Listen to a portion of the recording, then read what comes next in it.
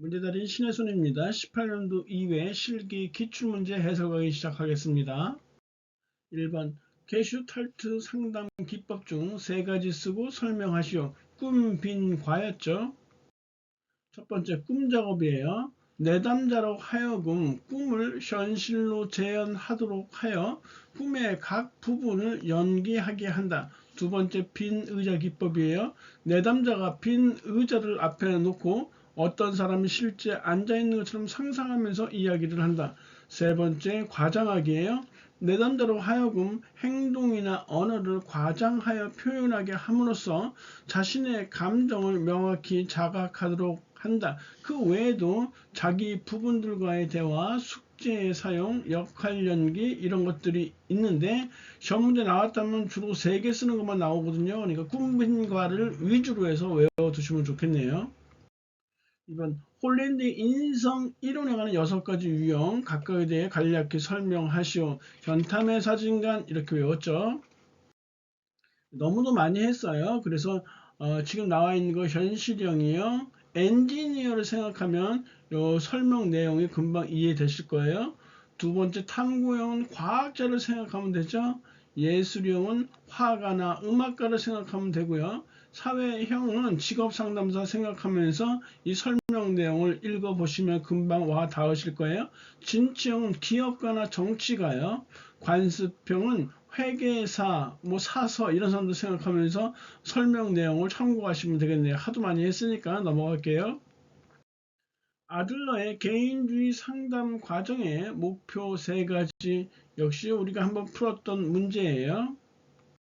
첫 번째, 내담자가 패배감을 극복하고 열등감을 감소시킬 수 있도록 돕는다. 두 번째, 내담자가 잘못된 가치와 목표를 수정하도록 돕는다. 세 번째, 내담자가 잘못된 동기를 수정하도록 돕는다. 네 번째, 내담자가 사회적 관심을 갖도록 돕고요. 다섯 번째, 내담자가 사회의 구성원으로 기여하도록 돕고, 여섯 번째, 내담자가 타인과 동질감을 갖도록 돕는다.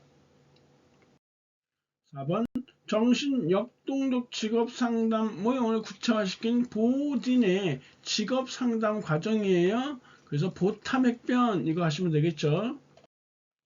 1단계가 탐색과 계약 설정이에요. 내담자의 정신역동적 상태에 대한 탐색 및 상담 전략에 대한 계약 설정이 이루어진다. 두 번째 핵심 결정, 중요한 결정이라고 한다고 했죠. 내담자는 핵심 결정을 통해서 자신의 목표를 성격 변화 등으로 확대할 것인지 고민한다. 세 번째, 변화를 위한 노력. 내담자는 자인식 및 자이해를 확대해 나가며 지속적으로 변화를 모색한다. 이렇게 쓰시면 되겠네요. 5번 검사, 재검사 신뢰도에 영향을 미치는 요인 3가지 역시 20년도에 한번 나왔던 문제고요. 첫 번째, 이 검사, 재검사 시험이라는 거는 동일한 수검자에게 검사를 한번 실시하고 일정 시간 간격을 두고 두 번째 재검사, 2번 이렇게 시행하는 거잖아요. 똑같은 문항을요. 그러니까 두 검사 사이에 있어서의 그 시간 간격이 가장 중요해요. 너무 짧아도 안 되고 너무 길어도 안 되고요. 그리고 두 번째, 이 시간 간격 그 사이에 응답자 속성이 변화할 수 있다는 거 검사, 재검사에 영향을 미치는 요인일 거고요. 앞서 치른 검사 경험이 영향을 미칠 것이고, 그리고 네 번째 두 검사 시행 시에 그 환경적 차이도 검사, 재검사에 영향을 미칠 것이에요. 6번 스트롱 직업 흥미 검사의 하위 척도 3가지를 쓰시오 했어요. 우리가 그래서 일반 직업분류 GOT, 기본 흥미 척도 BIS, 개인 특성 척도 PSS 이렇게 구분해서 설명했단 말이죠. 일반 직업분류 GOT는 흥미 영역에 대한 정보를 제공하며 홀랜드의 직업선택 이론에 의한 6가지 유형으로 구성되어 있고요. 기본 흥미 척도 BIS는 일반 직업 분류를 특정 흥미들로 세분화한 것으로 6가지 흥미 유형에 대한 구체적인 정보를 얻을 수 있고, 세 번째 개인 특성 척도 PSS는 업무, 학습, 리더십, 모험심 유형들에 대한 개인의 선호도를 측정한다 라고 썼네요.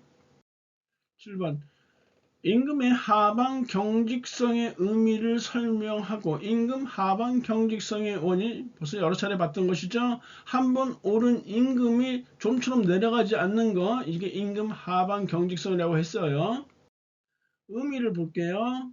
한번 오른 임금이 경제 여건의 변화에도 떨어지지 않은 채 그 수준을 유지하려는 경향 이게 임금의 하방 경직성이고 그 원인으로는 최저임금제 실시 강력한 노동조합의 존재, 노동자의 역선택 발생 가능성, 화폐 환상, 장기 근로계약, 효율성 임금제 이렇게 6개가 있다고 했으니까 그 중에 5개만 외우시면 되는 것이죠. 최강의 노화장 효율이라고 이렇게 외웠단 말이죠. 8번 긴지법의 진로 발달 단계 중 현실기의 3가지 하위 단계요. 탐구특이라고 했어요. 그래서 첫 번째는 탐색 단계예요. 탐색 단계. 긴지버그의 현실기의 하위 단계예요. 긴지버그는 환잠현이죠. 환상기, 잠정기, 현실기 이렇게 나누는데 그 현실기의 하위 단계는 탐구특이에요. 직업 선택에 필요한 교육과 경험을 갖기 위해 다양한 직업을 탐색한다. 이게 탐색 단계고 구체화 단계는 자신의 여러 특성을 고려하여 직업 목표를 구체화시키는 것이에요. 세 번째 특수화 또는 정교화 단계는요. 자신의 직업 결정에 대해서 정교한 계획을 세우고 전문화된 의사결정을 한다. 이게 특수화 단계예요. 9번 예언 타당도와 동시 타당도에 대해 각각의 예를 들어 설명하시오. 예언 타당도와 동시 타당도는 모두가 준거 타당도에 해당되는 내용이에요. 우리 타당도는 크게 4가지로 나눴죠. 앞면 타당도, 내용 타당도, 구성 타당도, 준거 타당도. 그 중에서 준거 타당도의 2가지가 예언 타당도와 동시 타당도란 말이에요. 그래서 이 예언 타당도 또는 예측 타당도라는 것은 검사 점수와 미래 행위 측정치 간의 상관계수를 추정하는 것이에요. 예를 들어서 입사시험을 봤는데 입사시험 성적이 이 사람이 높아요. 그런데 취업한 후에 회사에 들어온 이후에 근무 성적에서도 높은 점수를 받았다면 해당 입사시험은 예언 타당도가 높다고 할 수 있겠죠. 그 다음에 동시 타당도 또는 공인 타당도라고 하는 것은 새로운 검사와 준거를 동시에 측정해서 두 결과 간의 상관계수를 추정하는 것인데요. 예를 들어서 근무 성적이 좋은 재직자가 검사 점수도 좋았다면 해당 검사는 준거 타당도를 갖췄다고 볼 수 있다. 또는 동시 타당도가 높다고 할 수 있다. 이를 같은 말로 표현해도 되겠죠. 10번 아래 표현은 한국 직업사전에 수록된 특수학교 교사 직업의 부가 직업 정보에 관한 내용이다. 표현 내용 중 숙련 기간과 작업 강도의 의미를 설명하시오. 숙련 기간은요. 정규 교육을 이수한 후에 해당 직업의 직무를 평균적인 수준으로 수행하기 위하여 필요한 각종 교육, 훈련, 숙련 기간을 의미하는 것으로 1년 초과에서 2년 이하는 수준 1에서 9단계 중 수준 6에 해당하는 것이다. 그래서 숙련 기간에 여기 표를 보시면 수준 6이라고 했으니까 수준 6이 이거죠. 그 수준 6은 1년 초과에서 2년 이하에 이렇게 해당되는 것이에요. 우리가 숙련 기간을 외울 때는 수준 5를 기준으로 해서 외우라고 했어요. 수준 5가 6개월 초과에서 1년 이하니까 밑으로 내려갈수록 또는 위로 올라갈수록 요거를 기준으로 해서 6개월 초과에서 1년 이하 요걸 기준으로 해서 외우라고 말씀드린 바 있었고요.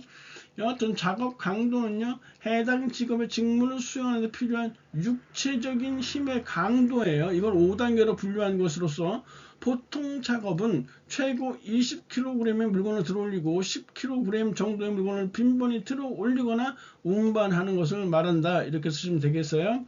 작업 강도를 이렇게 보시면 작업 강도도 여기 3번째 나와 있는 보통 작업을 기준으로서 외우는 게 편하다고 했었죠.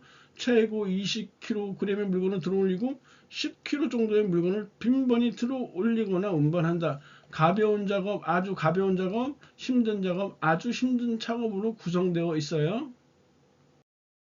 11번. 어떤 사람의 직업 적성을 알아보기 위하여 같은 명칭의 A 적성 검사와 B 적성 검사를 2번 반복 실시했는데 두 검사의 점수가 차이를 보여서 이 사람의 정확한 적성을 판단하기 매우 어려운 상황이 발생하였다. 이와 같은 동일한 유형의 심리 검사 결과가 서로 다르게 나타날 수 있는 원인 3가지 쓰시오. 여러 가지 원인이 있을 수 있겠죠. 그중에 첫 번째는 두 검사의 내용 및 난이도가 차이가 있을 때예요. 유사하다고는 했지만 그 속에서도 또 차이가 발생할 수 있단 말이에요. 두 번째는 두 검사 시행 기간의 차이고요. 두 검사의 수행 환경 차이, 두 검사를 실시할 때 그 환경 차이예요. 응답자가 그 사이에 속성이 변화할 수 있다는 것 볼 수 있고요. 그리고 이 문항의 속성 차이도 있을 수 있고 문항의 반응수 차이, 이렇게 여러 가지 상황이 발생할 수 있으니까 이 중에서 3개 뽑아서 쓰면 되겠죠. 12번.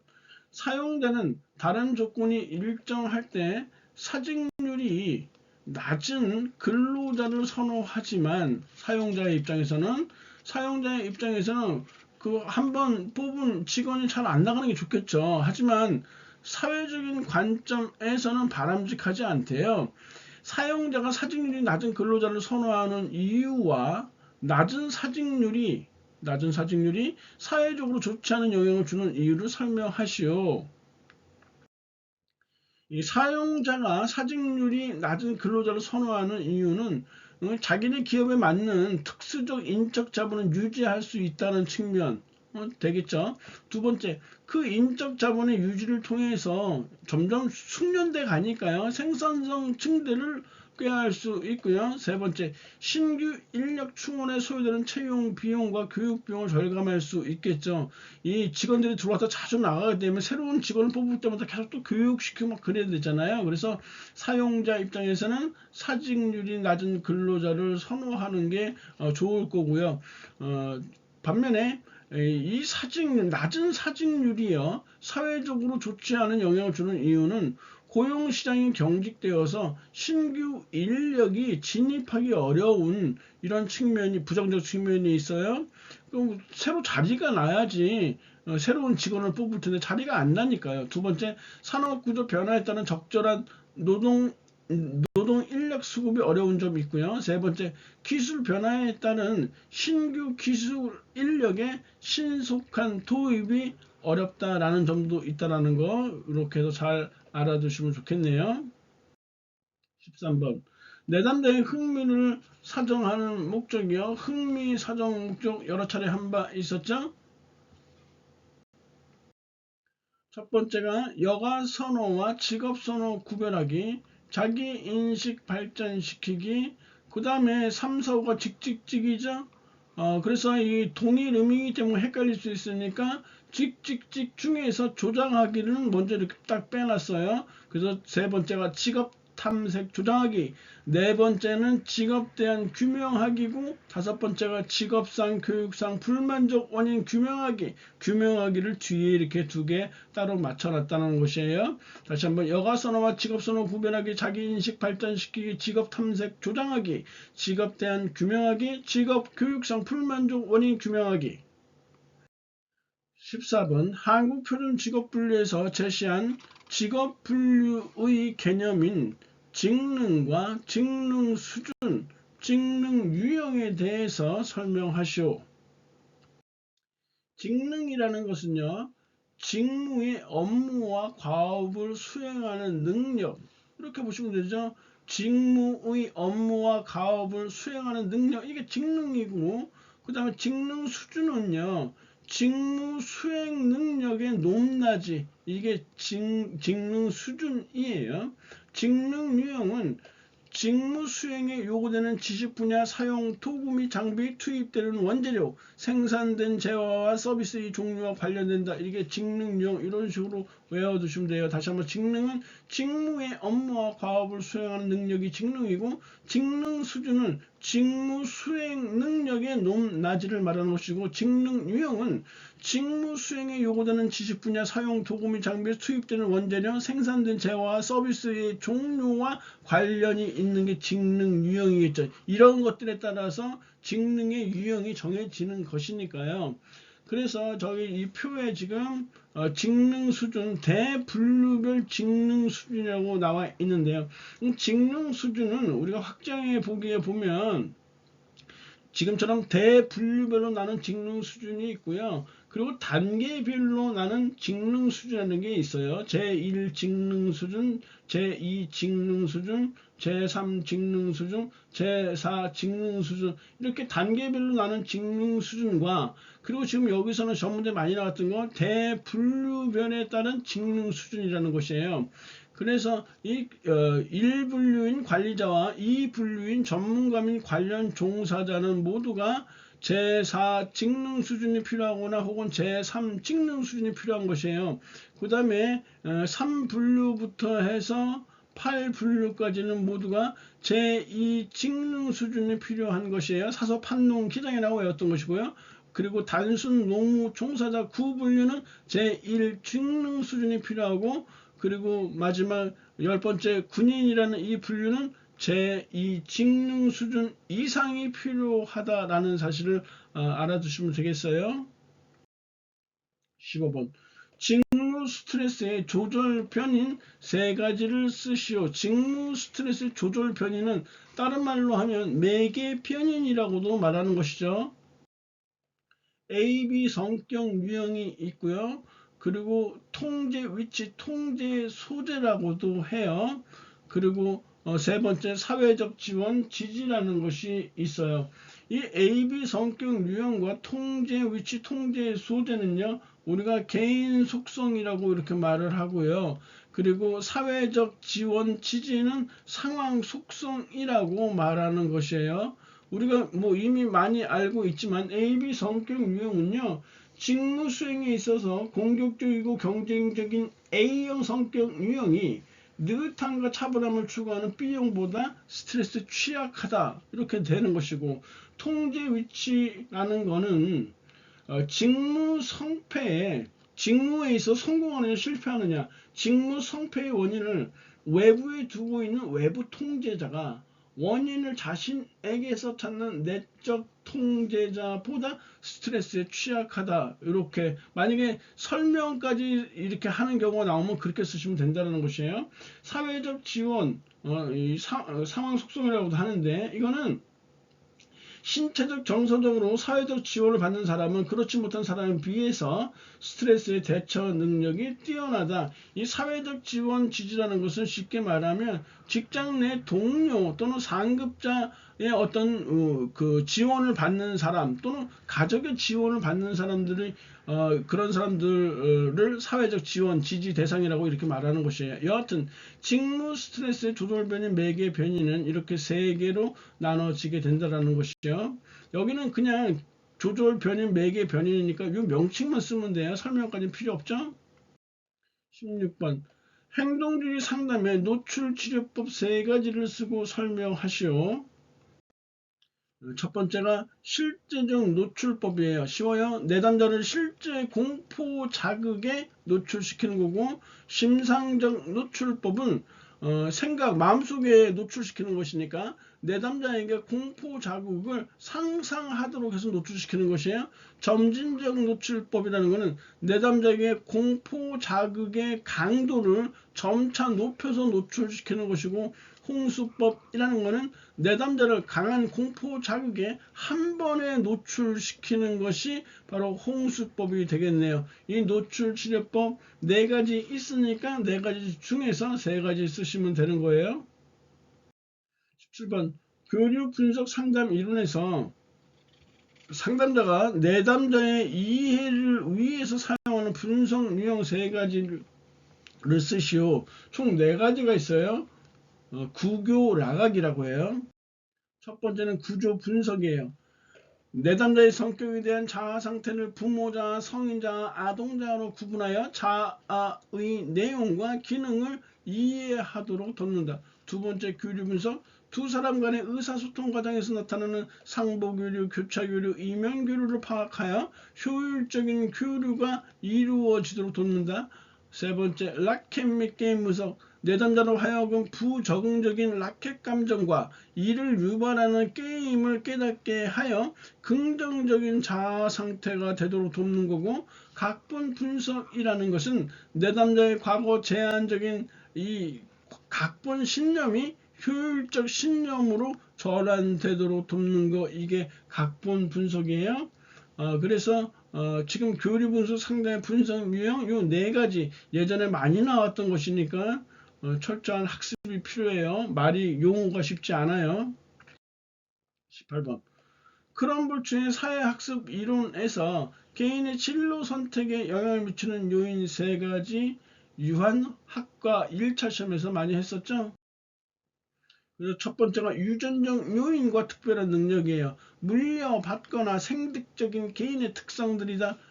두 번째, 환경 조건과 사건. 보통 개인의 통제를 벗어나는 사회적, 문화적, 정치적, 경제적 사항들이다. 세 번째, 학습 경험이요. 개인이 과거에 학습한 경험을 현재 또는 미래의 교육적, 직업적 의사 결정에 영향을 미친다. 네 번째, 과제 접근 기술, 목표 설정, 가치 명료화, 대안 형성, 직업적 정보 획득 등을 포함하는 기술이다. 다시 말해서 크럼볼츠의 개인의 진로 선택에 영향을 주는 요인은 유한학과예요. 19. 최저임금제의 기대효과 장점, 오늘 많이 했었잖아요. 손오공 경기산이죠. 손오공은 어디 살까요? 경기산. 그래서 소득 분배의 개선, 노동력의 질적 향상, 공정 경쟁의 확보, 경기 활성화의 기여, 기업의 근대화 및 산업 구조의 고도화 촉진, 산업 평화의 유지, 그리고 서비스로 7번째 하나 더 복지국가의 실현까지 외워두시면 완벽하죠. 20번. 노동수요 특성별 임금 격차를 발생하게 하는 경쟁적 요인이에요. 임금 격차는 경쟁적 요인이 있고요, 또는 비경쟁적 요인이 있어요. 비경쟁적 요인의 대표적인 건 노동조합을 들을 수 있단 말이에요. 그런데 이 임금 격차를 발생하는 이 경쟁적 요인이 굉장히 중요한 것이에요. 사실은 첫 번째가 인적 자본량이에요.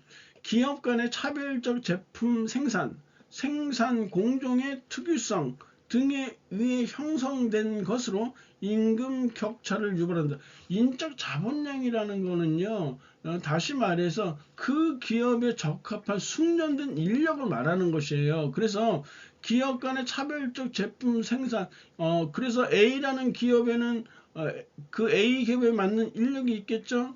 그리고 B 기업에는 뭐 B 기업만의 생산 공정의 특유성이 있으니까 B 기업에 적합한 인력이 있단 말이에요. 그래서 이런 기업 간의 차별적 제품 생산이나 생산 공정의 특유성 등에 의해서 형성된 인적 자본이 임금 격차를 유발한다, 이렇게 보시면 되는 것이에요. 근로자의 생산성 격차, 인적 자본에 대한 투자의 차이로 인해서 이 근로자의 생산성 차이가 유발이 되어져요. 그에 따라 임금 격차가 발생한다는 것이고, 보상적 임금 격차요. 직업의 불리한 여건을 감안하여 임금을 결정하게 되면 임금 격차가 발생하게 된다. 다시 말해서 이 광부의 임금이 일반 기업의 근로자 임금보다 똑같은 시간을 노동한다 할지라도 훨씬 더 높잖아요. 그건 왜? 이 광부라는 직업이 상당히 여러 가지로 작업 환경이 열악하다든지 고용이 불안정하다든지 이런 불리한 여건이 있기 때문에 그런 것이에요. 네 번째, 시장의 단기적 불균형.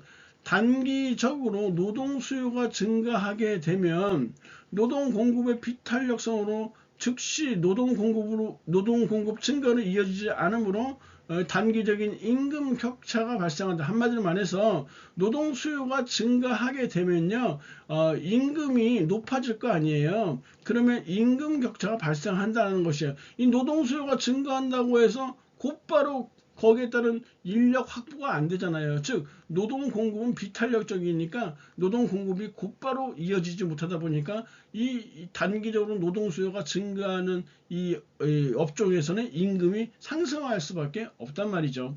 다섯 번째, 효율성 임금 정책이요. 기업의 생산성 향상을 위한 고임금 정책은 효율성 임금 정책이죠. 이게 유사 직종 간의 임금 격차를 유발한다. 다시 한번.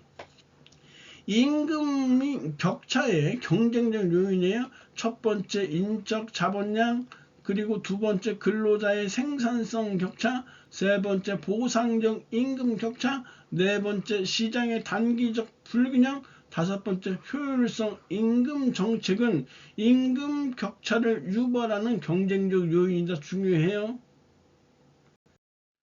21번 완전 경쟁 시장에서 A 제품을 생산하는 어떤 기업이 단기 생산 함수가 다음과 같을 때 이 기업의 이윤 극대화를 위한 최적 고용량을 도출하고 그 근거를 설명하시오.